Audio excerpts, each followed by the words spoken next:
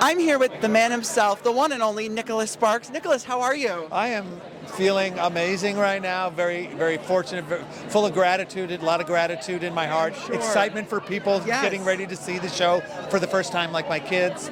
Oh, wow. So what does it feel like to have this happen? You're here on the opening night. It's now a musical, best-selling movie, novel first, and now the musical. You must be all over the moon. Yeah, there haven't been a lot that followed that route, right? The Notebook, I feel, the whole thing feels surreal, right?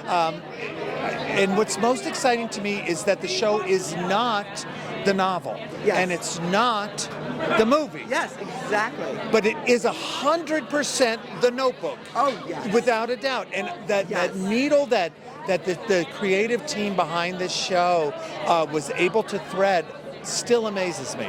Yeah, I bet when you were approached about having this become a musical, what was your thought? I'm like, how do you do this so it's not this or this, and make it its own thing so that people don't feel like they're going to watch a movie on Netflix. Right. You want it to be new. You want it to be worth seeing on its own terms as a show. Yes. And that's hard to do. Well, and it did it, and I hate to admit it, but this weekend when I saw the show was my first time ever seeing The Notebook. I hadn't seen it prior or read it, but then I went home and I watched the movie, and it was incredible to see how the movie compared to the musical is its own self. It's terrific, and the movie is beautiful, and what you have created, and now new generations will be able to see the musical who didn't get to see the movie or maybe didn't get to read the book. That must feel even more exciting. It's incredible. It's wonderful. If you sit down as a writer and you're unpublished, you don't have an agent, you have all these hopes and dreams as you're writing this book,